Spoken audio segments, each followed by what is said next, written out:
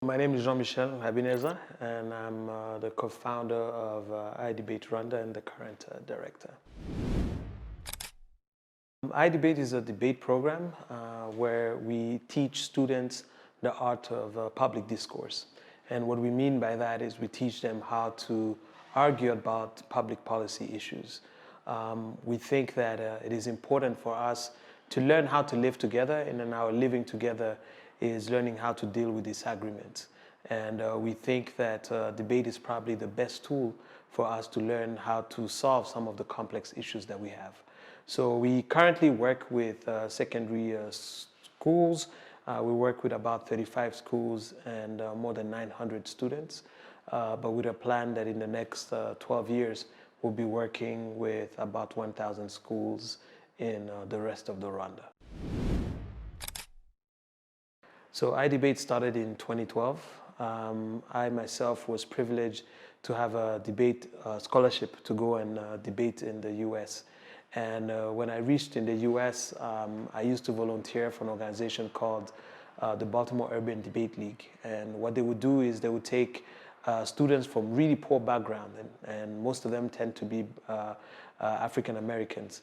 And then they would teach them how to argue and how to, how to debate. But one of the things that was really powerful is that they used debate as a tool to give them a voice, to be able to speak about things that they were experiencing.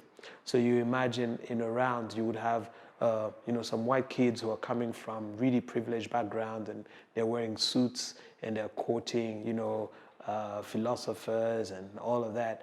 And then you have black students who are wearing baggy jeans and a do-rag, and they're quoting Tupac. And it was like such an amazing experience. And I thought, what if we could do the same for our students here? What if we could give them an opportunity for them to learn how to advocate for themselves, and then to also learn how to defend whatever positions that they hold. So from 2012, I was able to meet up with a few of my friends, Tita and Alex, and we created a board and we just started. I would say that in terms of the impact that iDebate has had for now, I would say the impact is both on the organization and myself, but then also on different kids that we have worked with. In terms of the impact on myself, I would tell you, if I knew how hard it would be, I would not have started, because it's always harder than you think. But what I've also found is that we have built something from scratch, training everybody, try to convince people why it's important for us to be able to articulate and be able to understand complex ideas. But one of the things that people usually say is that Rwandans might be very smart, but we're really bad at communicating. And you would find that, you don't have to do much. Just look at any public event, or even Miss Rwanda or anything like that. People are always complaining and saying, oh, the communication skills are really low. But in iDebate, we have worked with some of the smartest kids. And what we help them to do is to shape their thinking and then also, speak their voices. But I would say an impact that we've had, we've worked with kids who have gone on to go to really great universities. And it's only now, 8 years later, that I'm seeing some of the kids that I started working with when they were 14, 15. Now they're in their early 20s and they do things, and I'm like, I'm so glad we're able to do it. And we have also taken, every year we take students to the US on a speaking tour of the US. Currently, we've been to more than 60 universities in the US and spoken to more than 50,000 people. And when you see the quality of these debates, when you see the kids sitting down and having an intellectual battle with students who have more privilege than them, I'd say that's amazing. I think that's, I would honestly think that's the best thing that I've ever done with my life. And of course, it's with the little that we have, we'll be able to do that. And anyone who wants to know, of course, you can always see them on YouTube and other places. The biggest challenges that we have been facing is, first of all, to get local support. It's really hard because however much you're doing things that will empower Rwandans and our students. But for you to be able to get support is really hard. So it had come at a cost of having to get resources from your friends, from yourself, or even through speaking tours different places. But one of it is of course having enough resources. The second thing is people understanding why communication skills are important. Well, the reality is in the 21st century, there are 9 skills, and 2 of them is communication skills and critical thinking. And I think that debate provides that the best, but then to be able to get people who accept and understand that, it's hard. But then secondly, it's also the culture. I think that in our culture, we like young people to be seen and not heard. We like young people to be quiet.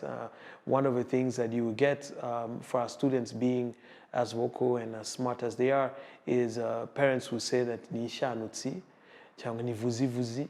And that's not a compliment, right? It's not a compliment. We tend to think that people who can articulate or can read, that they're acting white,